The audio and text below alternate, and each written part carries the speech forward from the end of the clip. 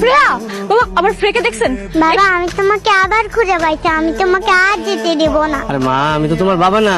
আর রাস্তা তুমি এরকম একা একা ঘুরতেছো কেন? তোমার আম্মু কই?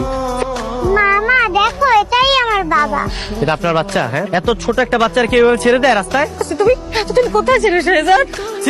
ছাড়েন আপনি। আপনি আমার এইভাবে ধরতেছেন কেন? হ্যাঁ, আচ্ছা, আপনি কি আমার চিনেন? আমাকে চিনতে পারছো না? আমি তোমার স্ত্রী। আর আমাদের শ্রেয়া তো তোমার মেয়ে।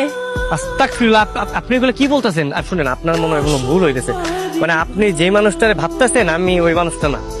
সেম চোখ, সেম ফেস। তোমার মতো এমন কেউ হতেই পারে না। তুমি আমার শেহজাদ, তোমার মা তো এখন আমার সাথেই থাকে।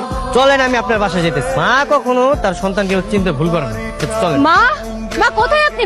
পৃথিবীতে একমাত্র মাই তার সন্তানকে চিনতে পারে, বুঝছেন? শেহজাদ, আপু তো কইছিল তুই কোথায়, মার কথা একটু মনে পড়ে। আপনিও না গোলায় ফেলাইছেন। আসলে আমি শেহজাদ না, আমার নাম হচ্ছে গিয়া গোলাম মাওলা। আমি মির্জা বাড়ির কাজের লোক। এখানে আপনাদের কোথাও একটা ভুল হইতেছে। আমরা ভুল বুঝছি?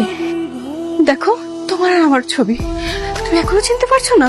হায় আল্লাহ, লোক তো দেখতে একদম পুরো আমার মতো। ভাই ভাই আপনি কই? ভাই আপনার লেগে পুরো দুনিয়ার মানুষ আমার খুঁজতেছে। ভাই আপনি তাড়াতাড়ি চলে আসেন ভাই। মনে পড়ে আমাদের প্রথম দেখার কথা? শোনো, আজকে আমি তোমাদেরকে শিখাবো মাছ কিভাবে পানিতে থেকেও অক্সিজেন নিতে পারে। Sorry sorry sorry sorry sorry, আমি আসলে দেখিনি। এই সরি মানে কিসের সরি? হ্যাঁ, আপনি দেখছেন আমি কেন যাচ্ছিলাম, দিলাম তো ধাক্কা লাগে আমার মাছের চারটা ফেলে। মেয়েটাকে তোর অনেক ভালো লেগেছে। হ্যাঁ মা, অনেক পছন্দ হয়েছে। যেহেতু ভালো লেগেছে তাহলে বিয়ের প্রস্তাব নিয়ে সরাসরি মেয়ের বাড়িতে যাই।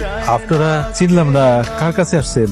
উনি কারমা গ্রুপ অফ ইন্ডাস্ট্রির মালিক শেহজাদ চৌধুরীর মা। আসলে হয়েছে কি ভাই, আমার ছেলে আপনার মেয়েকে খুব পছন্দ করেছে, তাই আমি দেরি না করে সোজা একদম বিয়ের প্রস্তাব নিয়ে আপনার পাশে চলে আসি। হ্যাঁ, আমার মেয়ে। মাশাআল্লাহ, তুমি অনেক সুন্দর। আমার ছেলে পছন্দ আছে বলতে। তোমার নাম কি মা?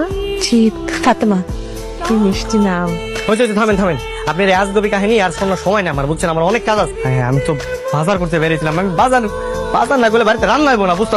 তুমি এসব কি বলছো? আমাদের এত সুন্দর কাটানোর মুহূর্ত তোমার কাছে আজগবি হয়ে গেল?